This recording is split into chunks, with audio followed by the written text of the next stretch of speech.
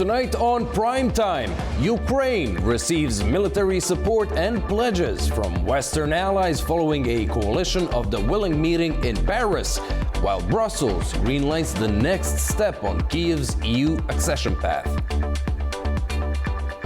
Is this enough to pressure Russia and redefine Ukraine's position?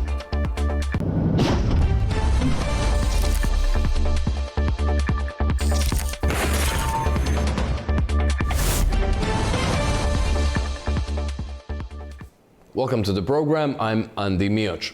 Ukraine is set to receive 16 French fighter jets as Western allies step up military support for Kyiv.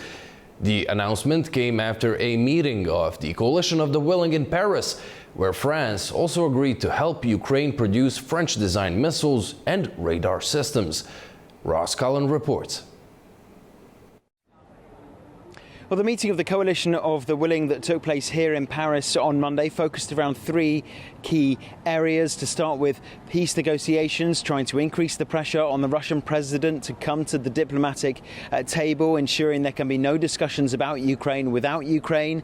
Anything that impacts European defence interests and security interests must have Europeans present, and that Russian assets will remain immobilised until Moscow agrees to a peace deal.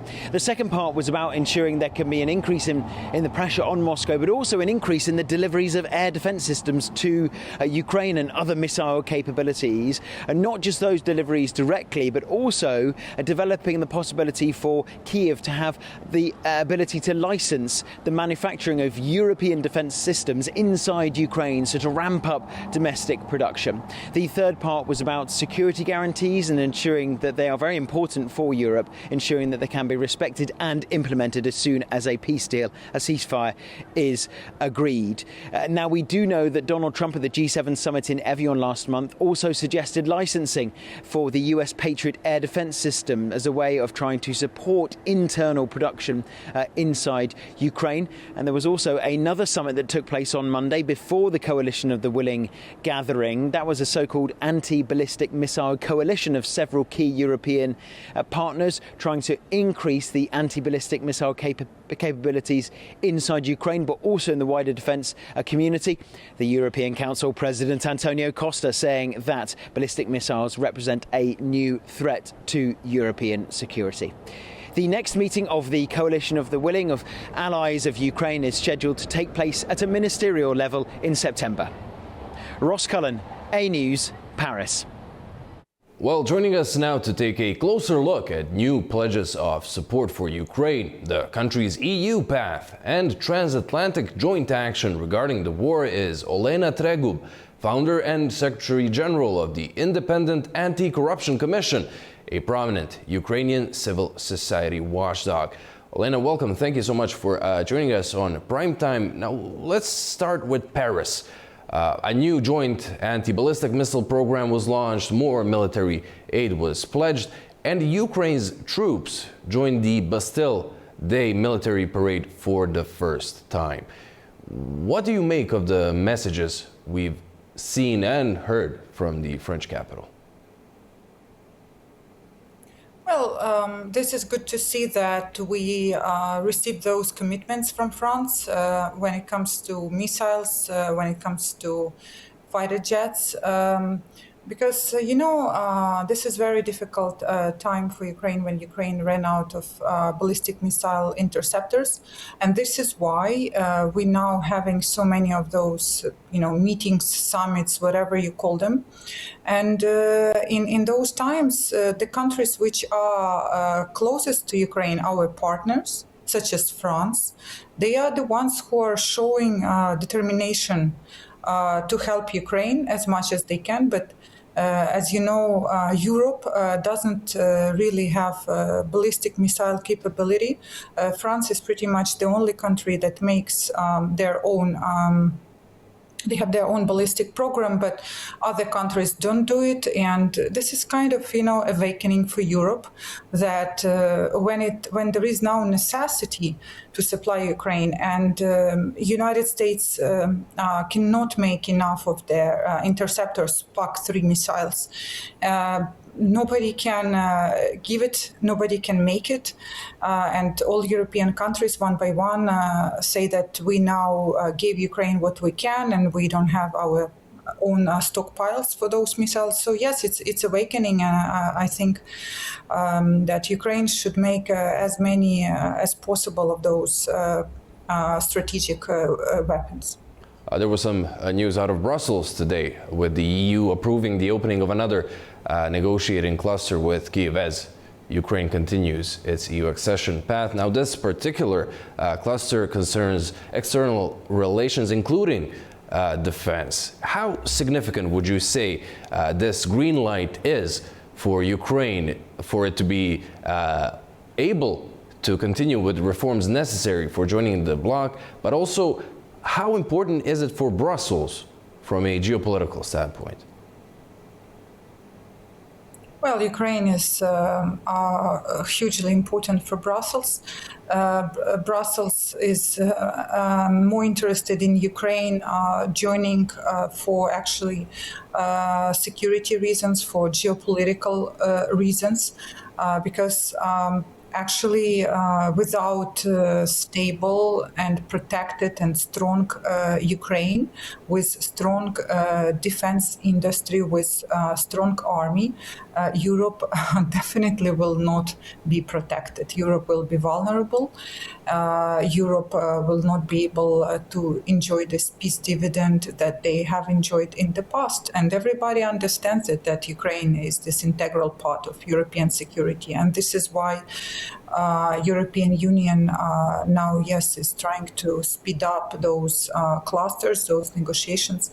But it doesn't mean, unfortunately, that Ukraine will join EU fast enough, as fast as Ukraine would want. But at the same time, it's very important right now to unlock opportunities for Ukraine to become part of different programs of the EU, such as SAFE program, Erasmus program, different EU programs which are made for EU countries, but Ukraine should be number one partner who will have access to those programs as well. Of course, it is a long road to membership with all the requirements on the rule of law, human rights, and so on. No society is, of course, fully free of corruption, Olena, but there have been some high-profile arrests in Ukraine recently. How has the government reacted, and are there any concerns within the civil society on how the authorities are handling the issue? Well, of course, we remain a wartime democracy. We have a lot of oversight mechanisms over our government officials who found to be corrupt, they end up dismissed from their positions, they end up in jail, or they flee the country. Yes, you see this happening, and it happens to be this time the echelon of very high-ranking government officials, the former head of Zelensky office, for example, ministers, and so on.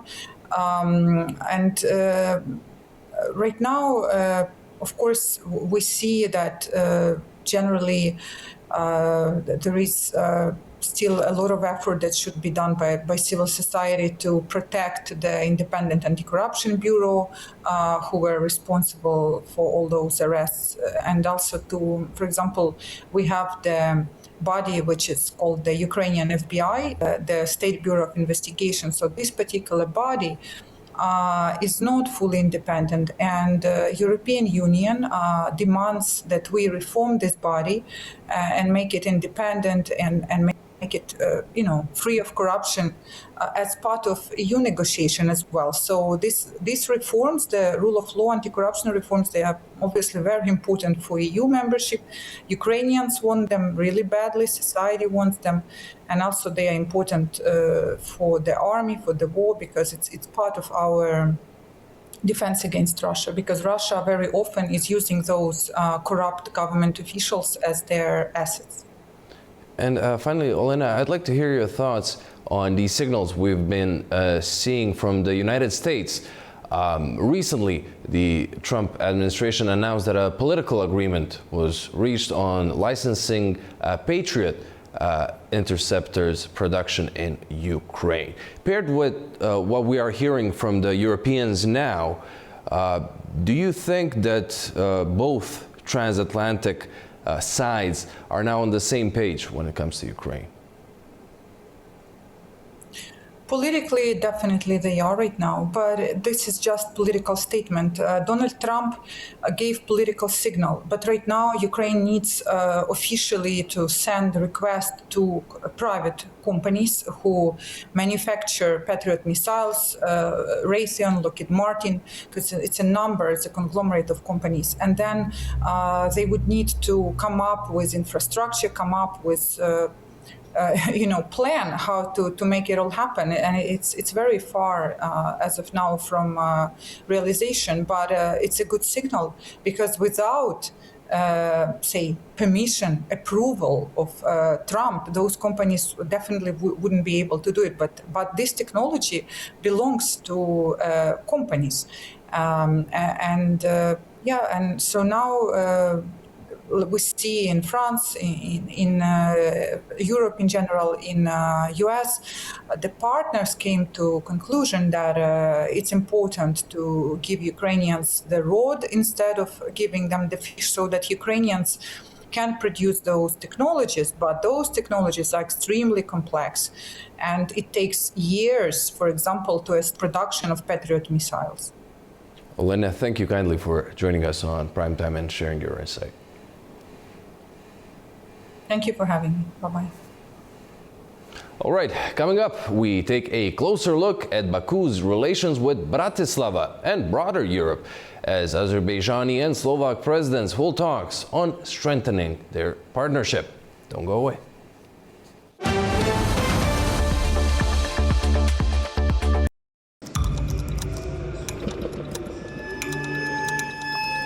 Inside Politics delves deeply into the heart of global issues shaping our world today.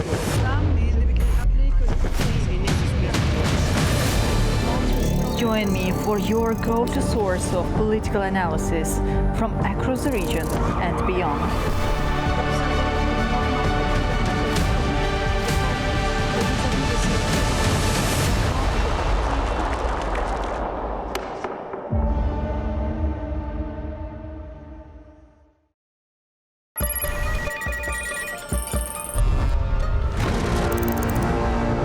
On World Business, we meet the boardroom leaders making market-moving decisions.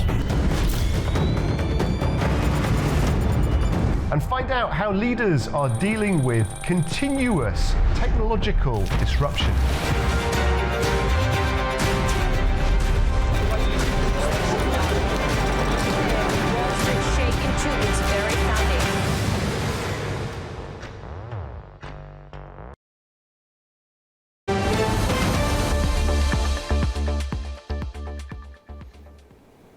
Welcome back. You are watching Primetime. Azerbaijan and Slovakia are moving to deepen cooperation after talks in Shusha focused on energy, investment, defense, and reconstruction. Aitan Shukurova has the details. An official welcome in Shusha, followed by one-on-one and expanded format talks. President of Azerbaijan, Ilham Aliyev, and President of Slovakia, Peter Pellegrini, used their meeting to underline a relationship they say has developed into a strong and increasingly practical partnership. Presidents Ilham Aliyev and Peter Pellegrini are now making their statements to the press here in Shusha, and this is following the one-on-one and expanded format talks. Of course, they are going to outline the outcomes of their discussions on energy, trade, investment and transport, as well as Slovakia's possible involvement in reconstruction projects in Azerbaijan liberated territories. One of its clearest examples is in Agdam, where a Slovak company is implementing the Smart Village project in Bashgarvand. The program also takes the two leaders to the site, where a new school will be named after prominent Slovak statesman General Milan Rastislav Štefanik. And I do appreciate very much, Mr. President, that today, later on, together we will drive to the newly built village, and I'd like to thank you for the great honor. that the school that is going to serve all the children attending in the municipality will be able to carry the name, proud name of our important historic personality, General Milan Rastislav Štefanič. Energy security was another central theme shaped by Slovakia's search for alternative supplies. I'd like to thank you, Mr. President, and the country of Azerbaijan for your efforts and rapid reaction when the energy crisis started.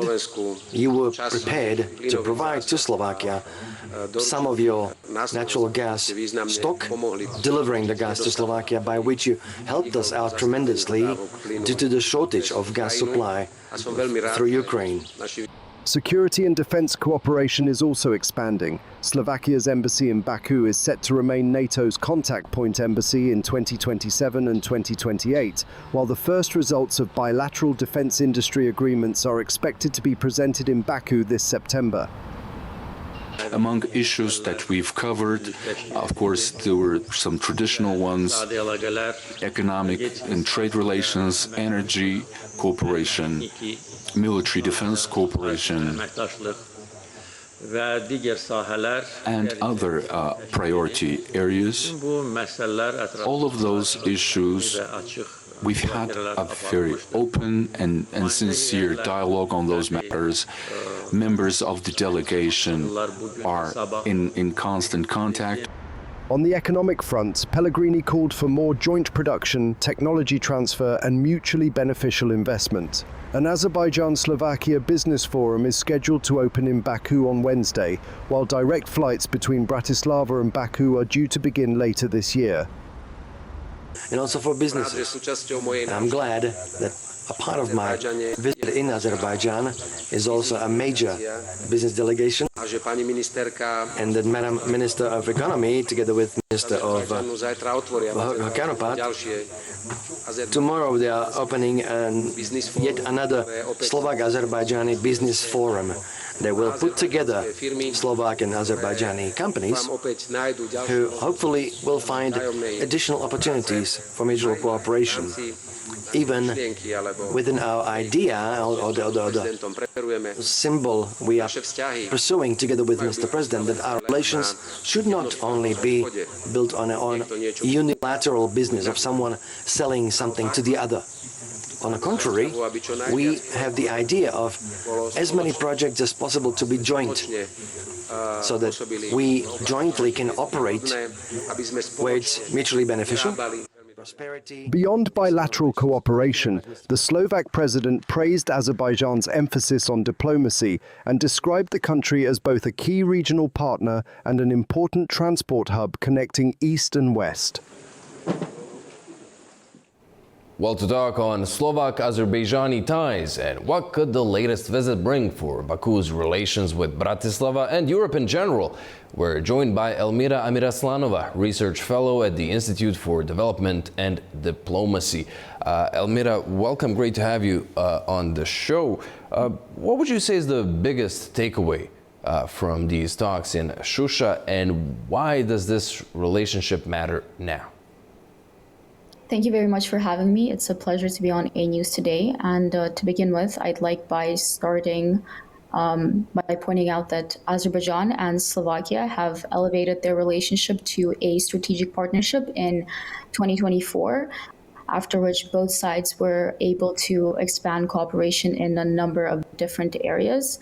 The first and most sort of pressing one, I would say, was obviously energy cooperation, whereby Azerbaijan has been a vital, a willing, and an incredibly helpful partner for Slovakia and Europe more broadly during the energy crisis following the COVID-19 pandemic, and then later the war in Ukraine. So when it comes to Slovakia, Azerbaijan began exporting its natural gas to Slovakia in late 2024. And became the 12th such country that Azerbaijan exports its natural gas to.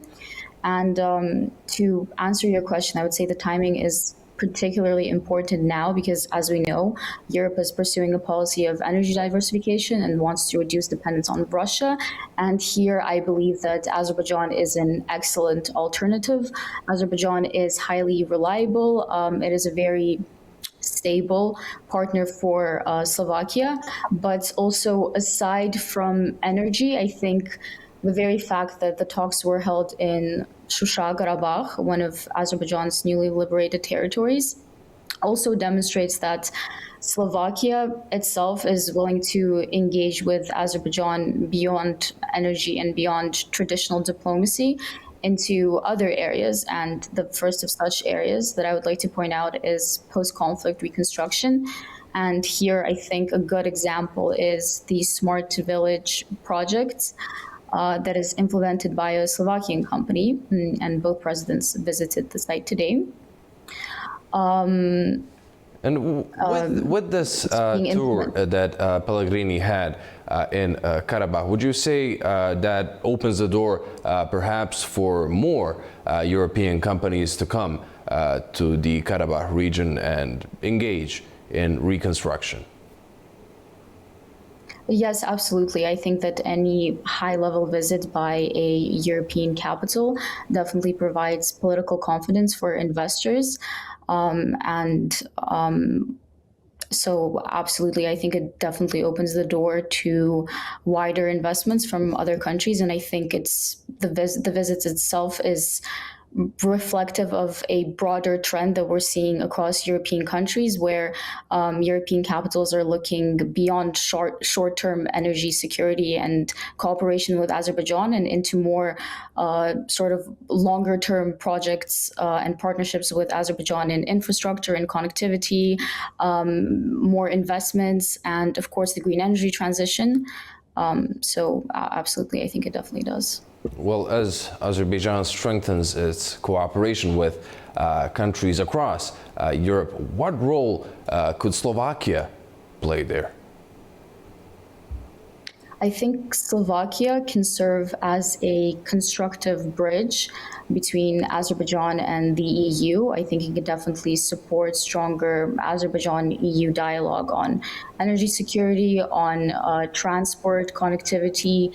The middle corridor is definitely a big part of it. I think it can also, as I mentioned, encourage European investments in Azerbaijan and improve connectivity between Europe and Asia more broadly.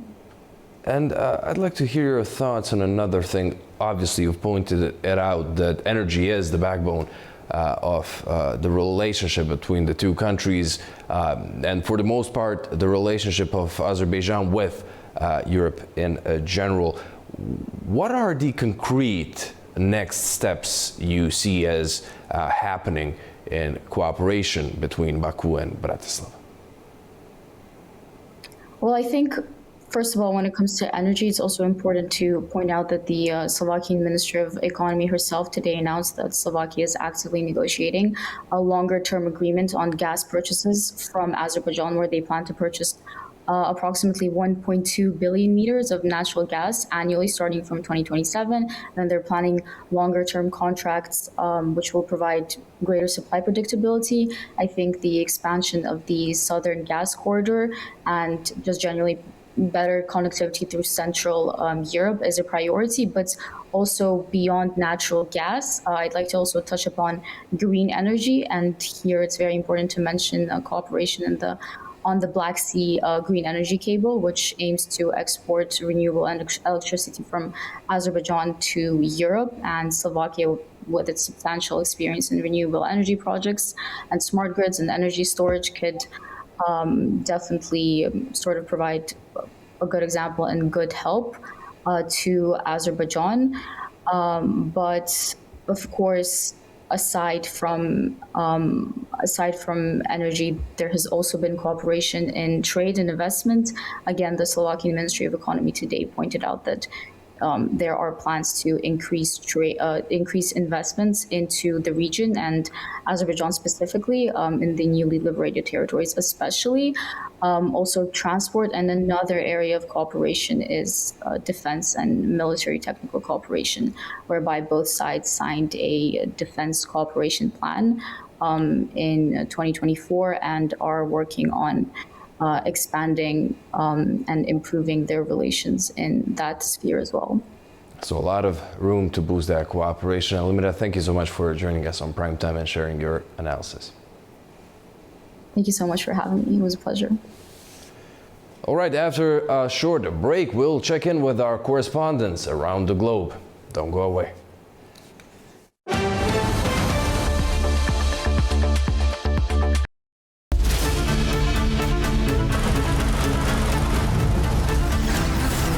As America sleeps, Europe is waking, and the East has begun its day. A News is right here at the center, bringing you the latest stories as they break. I'm Nadia Jani, here with you each weekday morning to share latest world news and the stories shaping our region. Across all platforms and wherever you get your news, we explore the context behind the big headlines. Live from Baku, I bring you a diverse mix of regional and international news, sport and politics for you, an audience that wants a bit more. So join me Monday to Friday for the latest headlines, expert analysis and live updates from around the world. Around the globe and live from Baku, this is Daybreak here on A News.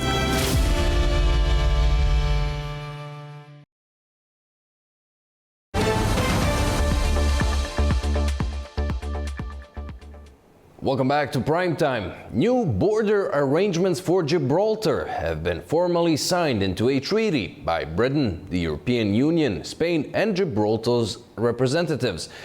The deal includes changes to how people cross the land border and arrive at Gibraltar Airport. Zainab Farajzadeh has more. Britain and the European Union have formally signed a treaty on the status of Gibraltar following an agreement reached last year. The treaty was signed in Brussels by representatives of the UK, the EU, Spain and Gibraltar. Under the agreement, Gibraltar residents will be able to cross into Spain using residence cards without having their passports stamped. Spanish citizens will be able to enter Gibraltar using a government-issued ID card. Passengers arriving at Gibraltar Airport will present their passports to both Gibraltarian and Spanish border officers. The UK says it wants a system similar to that used for Eurostar passengers at London's St Pancras station, where French border officers carry out checks before departure. Gibraltar has been a British overseas territory since 1713, when Britain gained control under the Treaty of Utrecht, which ended the War of the Spanish Succession. The new treaty establishes border and travel procedures but does not change Gibraltar's constitutional status. The UK government says the territory will remain a British overseas territory. Zainab Farajzadeh, A News, Manchester, United Kingdom. US President Donald Trump dropped his threat of charging a 20% fee on all cargo crossing the Strait of Hormuz as fire exchanges between Iran and the United States continue. Earlier, Tehran warned it will stop fulfilling its commitments under the ceasefire deal if Washington keeps violating the agreement. For more on Iran's position, we go to A News' Turash Iralilu in Tehran. Iran's Islamic Revolutionary Guard Corps, IRGC, said on Tuesday that its Navy force hit U.S. military barracks, a satellite communications center, and a Patriot missile battery in Bahrain, as well as an airbase in Jordan, and also targeted 2 super tankers trying to transit the Strait of Hormuz under U.S. escort. In the wake of the latest trading of tit-for-tat fire for the 4th consecutive day, the Revolutionary Guards promised that retaliation operations against U.S. bases and interests in the region will continue, defying the U.S. military campaign on Iran. Foreign Minister Abbas Araghchi, in a post on X, reiterated that Iran has been and will remain forever the guardian of the Strait of Hormuz, linking the Persian Gulf and the Sea of Oman. Araghchi said, whoever provides secure and safe passage of commercial vessels through the Strait of Hormuz should be also compensated for this service. He derided U.S. President Donald Trump's statement on charging 20% fees at the strategic waterway. Iran's top diplomat added, 20% is of course too much. We will be fair. Also in a phone call with his Cypriot counterpart, Konstantinos Kombos, Arakci blamed the US for what he called criminal and provocative actions in the Strait for jeopardizing regional peace and security. And in New York, Iran's ambassador and permanent representative to the United Nations wrote a letter to the UN Secretary General and the President of the Security Council, citing instances of violation of ceasefire memorandum of understanding signed in June. Amir Saidi Ravani said that almost immediately after signing of the MOU and continuing to the present day, the United States has not only failed to honor its commitments, but has also actively and systematically undermined the very foundations of the Memorandum of Understanding. Back to Tehran, Foreign Ministry spokesman Ismail Baghai warned on Monday that Iran will stop fulfilling its commitments under the ceasefire deal if the US keeps violating its obligations, including on Iran's controlling of the Strait of Hormuz. Purash Hiralilu from Tehran for A News. The European Union has just marked its most significant day for enlargement in more than 2 decades. 4 candidate countries, Montenegro, Albania, Ukraine and Moldova, simultaneously advanced toward membership on Tuesday, a day that's being called Super Tuesday. However, not all candidate countries got the advancement. Correspondent Nini Nikolashvili explains. For the first time in more than 20 years, the European Union convened 4 separate accession conferences in a single day. Officials say it was done at a scale and a pace that shows a shift in the bloc's approach. So it is a very fitting day for the Irish presidency, and it is lucky 4 leaves clover for the enlargement, with Moldova, Ukraine, Montenegro and Albania doing next important step. The European Union accession process is structured around negotiation clusters. Each cluster is a group of related chapters of European law that candidates have to implement in order to become a member of the EU. Ukraine and Moldova opened a new cluster on foreign policy, security and defense, while Albania began closing chapters for the first time. Montenegro, the bloc's frontrunner for entry, moved closer to becoming a member by 2028. Serbia was left out of Super Tuesday entirely after member states declined to open a new cluster. They are waiting for further reforms to the country's rule of law. But one country that should have been on the list was absent: Georgia. It has been a formal EU candidate since 2023, with membership written into its constitution. But this time, Georgia had no conference, no clusters, no chapters, nothing on the table. Instead, Brussels continues to express concern over democracy in Georgia. Last month, during a Europe Day event, EU Ambassador Pavel Herchinsky said Georgia risks missing a historic chance at membership, warning its democracy is again in danger. And in Brussels on Sunday, EU Foreign Policy Chief Kaja Kallas said the bloc has virtually no contact with the Georgian government. Tbilisi's government dismissed the remarks as shameful. For the 4 countries that are advancing towards the EU, Super Tuesday was a milestone, but for Georgia it was a reminder of just how far removed it remains from that same path to membership. Nini Nikolashvili, Tbilisi, A News. Concerns over fuel supplies are prompting Kyrgyzstan to tighten control over its energy market.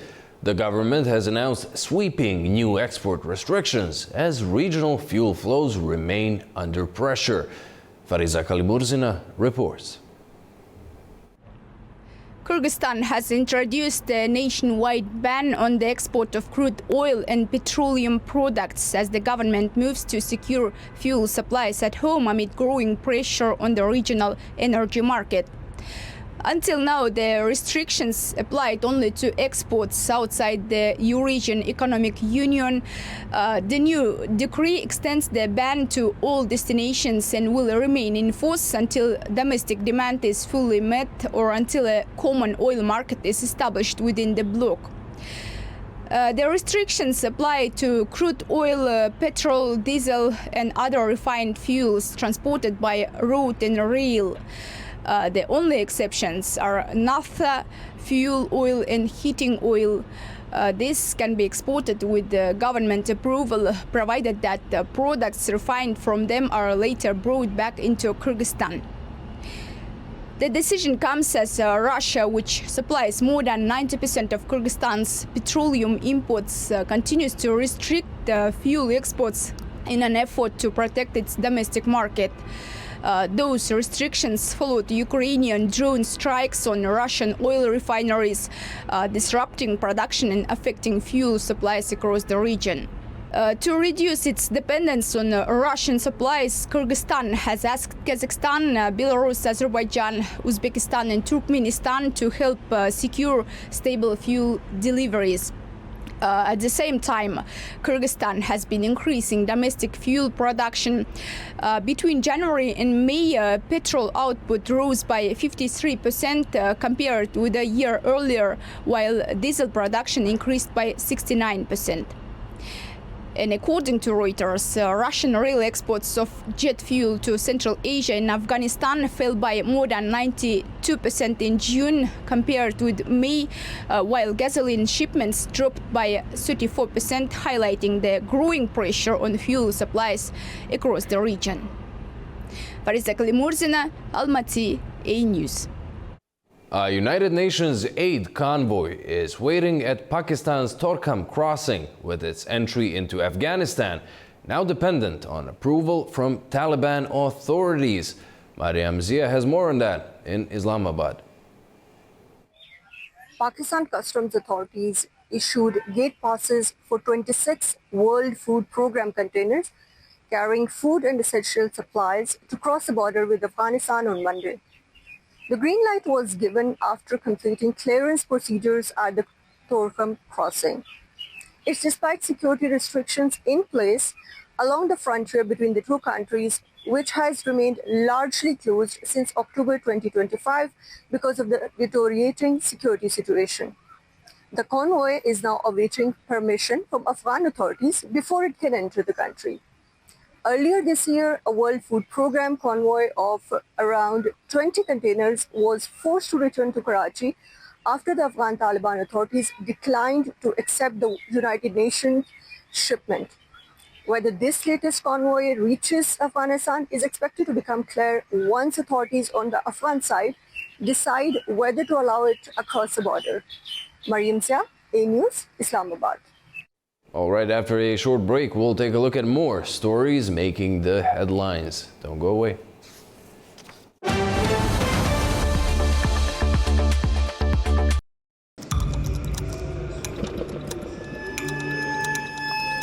Inside Politics delves deeply into the heart of global issues shaping our world today.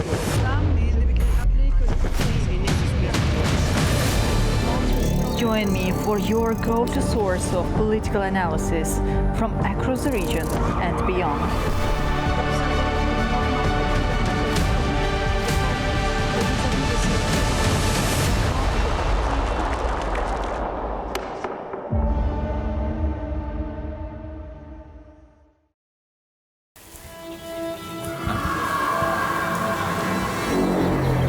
More than 20,000 partisan fighters have been hidden. We found only 3,000. My grandmother had 3 brothers. In the graveyard, the body of just one of them. Their struggle was very unequal and against a state that had defeated such a force as Nazi Germany.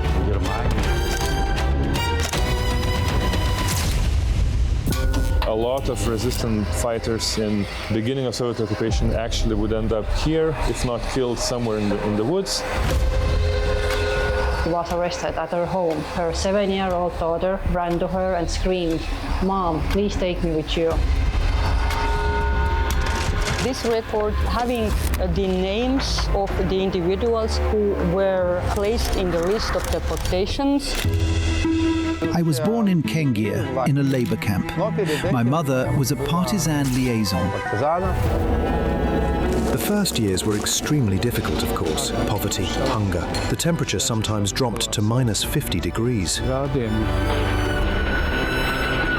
The train stations, like the one behind me, once said goodbyes to thousands of people carried from across the Baltic states toward Siberia.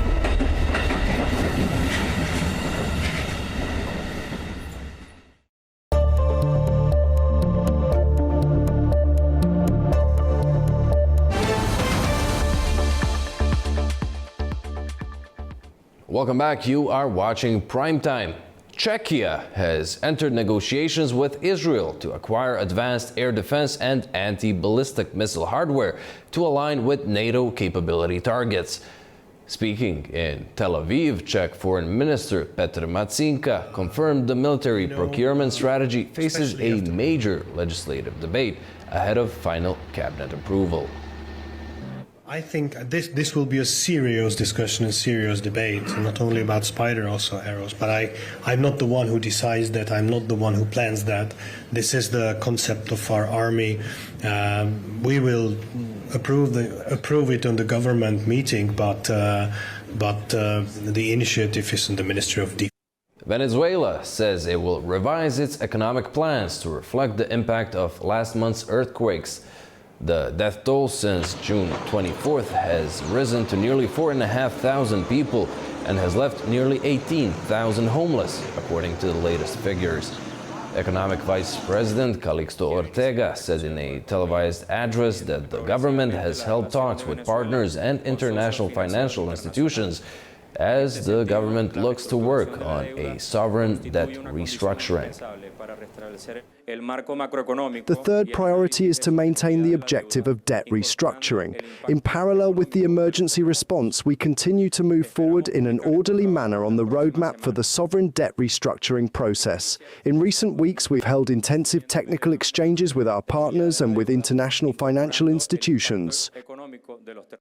Azerbaijan's President Ilham Aliyev has set out Baku's case for greater global influence, linking it to military strength, strategic partnerships, energy security, and control over its own foreign policy. Azerbaijan is positioning itself as a middle power defined by an independent foreign policy and growing regional responsibility.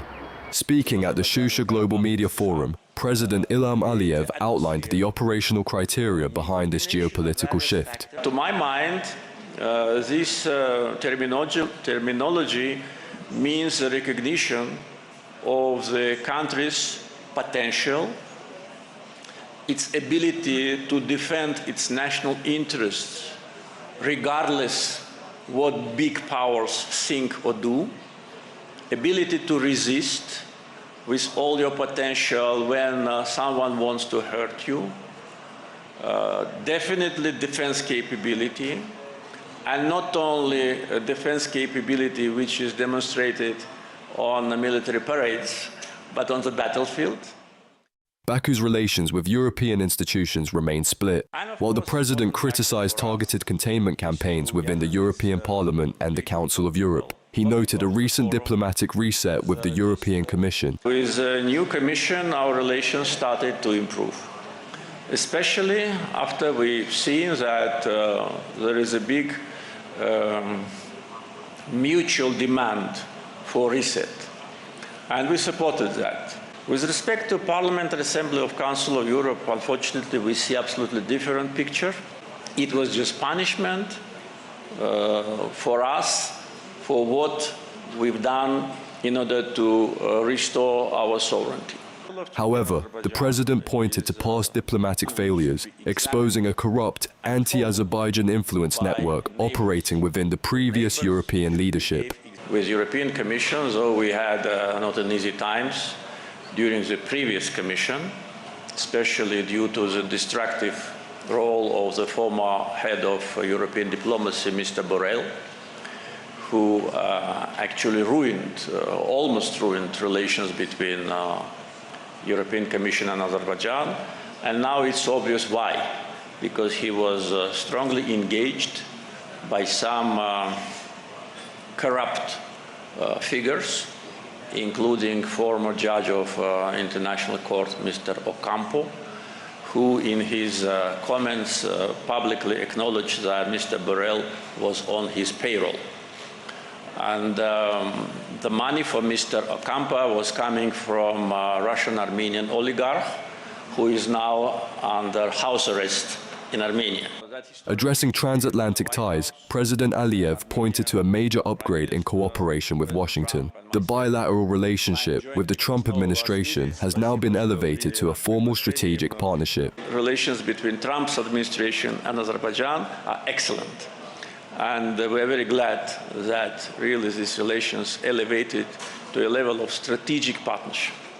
And today we are working actively to implement all the provisions of the Strategic Partnership Declaration.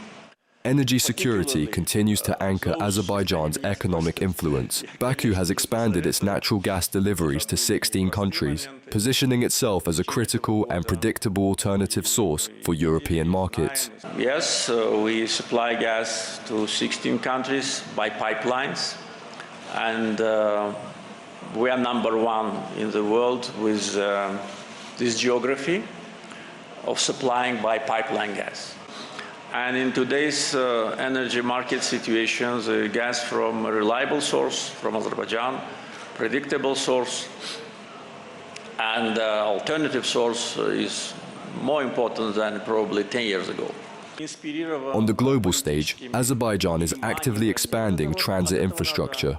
Joint initiatives with China and Central Asian nations are accelerating cargo volumes directly along the Middle Corridor. As for the Middle Corridor, cargo volumes from China transiting through Azerbaijan, as well as cargo destined for Azerbaijan, continue to grow. Central Asia and Azerbaijan are uniting into a single economic and political space. At the same time, this holds immense significance for the implementation of connectivity, transport and logistics projects. Amid rising geopolitical rivalries, Baku is prioritizing regional alliances to protect its strategic sovereignty. Moving forward, the focus remains on bolstering self-reliant defense capabilities and safeguarding national stability against external pressures.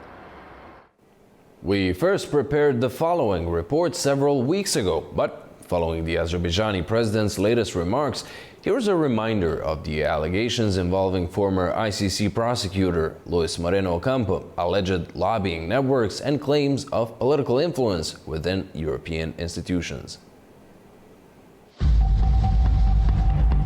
European institutions are facing fresh allegations of political influence and lobbying linked to a high-profile corruption and interference claim.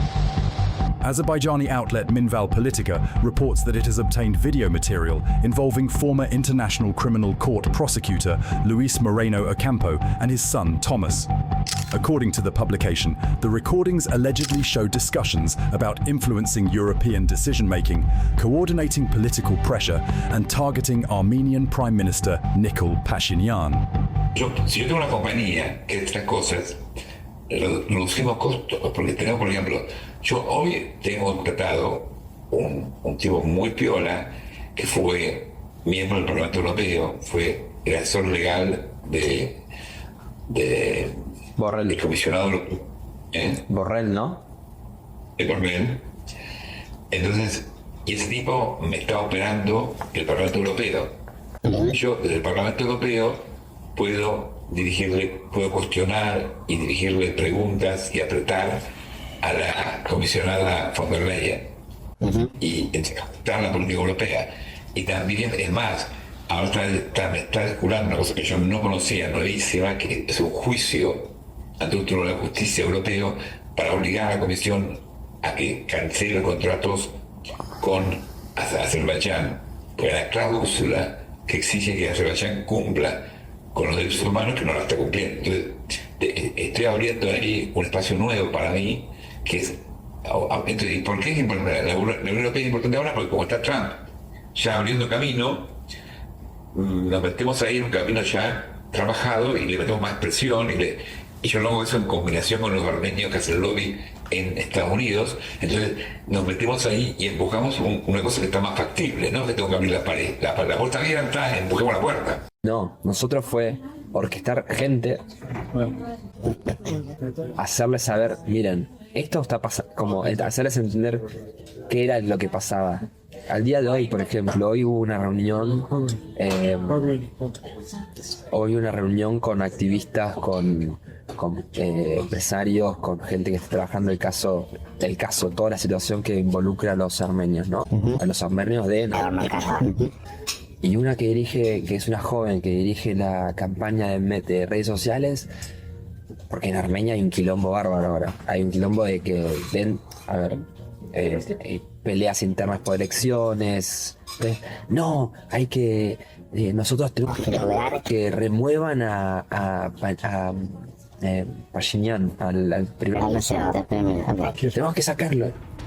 These recordings reveal that Ocampo has acted as a paid lobbyist connected to Armenian political interests, and that he has used networks within European institutions to shape policy discussions, including positions affecting Azerbaijan. It also alleges coordination with lobbying groups in the United States, and suggests that human rights narratives are being used as a political tool. The article describes these activities as potential interference in regional political processes and calls for investigations by European and Belgian authorities into possible corruption or undue influence within EU institutions. At the same time, the authenticity of the materials and the broader context of the allegations remain unverified by independent sources. European institutions have not publicly responded to these claims so far. Well, that's our show. Thank you so much for watching, and join us again tomorrow. From all of us here at A News, have a very nice evening.